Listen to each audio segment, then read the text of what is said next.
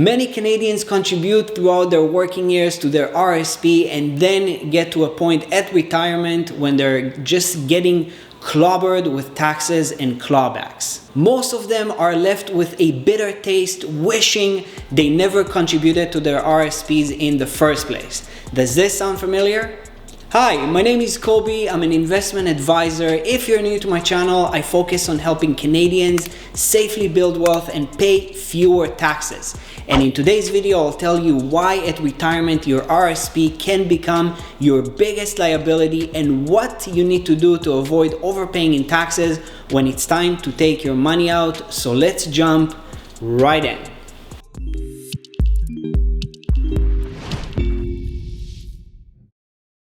Now, just to be clear, an RSP is an incredible tool, and if it wasn't for the tax deductions and deferral benefits, many Canadians would not have been able to accumulate as much money for their retirement in the first place. And we can all agree that up to retirement, contributing to an RSP is extremely efficient and is the right thing to do. If you are incorporated, the strategies I'm going to talk about might not be applicable to you. For that, I've created a video for business owners that talks about a great alternative for an RSP, and you can find the link in the description below. Now, if you're an employee and not sure whether contributing to an RSP or TFSA would be the right thing or the right option for you, I've created a different video that will answer this question exactly. And again, you can find the link in the description below. Now that we got that out of the way, let's focus on the RSP at retirement because that's when issues may arise. The first issue is that if you were to pass away, the RSP would become the biggest tax liability at the estate. Unlike TFSA that passes on to your beneficiaries tax-free, your non-registered assets would incur capital gains, while your RSP would be taxed as income, which will most likely be at the highest marginal tax bracket. Because of the risk of losing half of your RSP in taxes at the estate, you would probably want to focus on taking it out as soon as possible.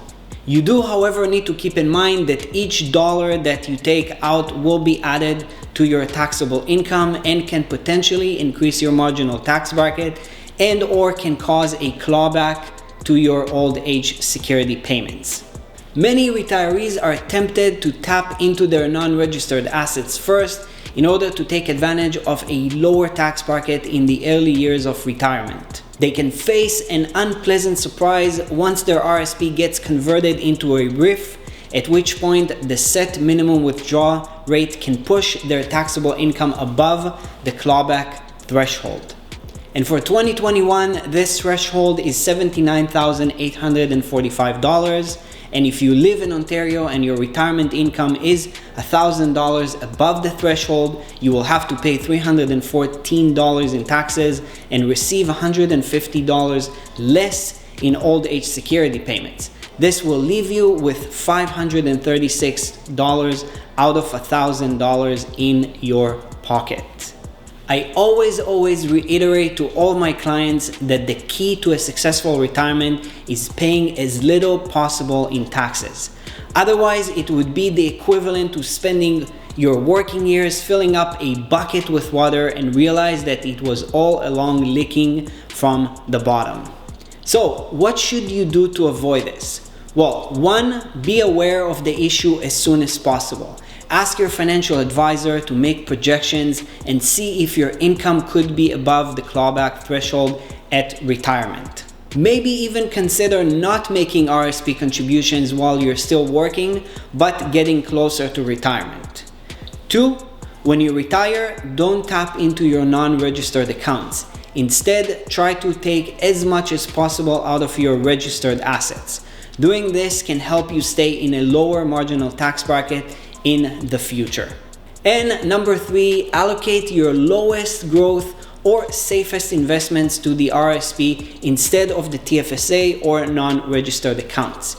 Your active focus should be to see your RSP assets decreases and your TFSA and non-registered assets increasing.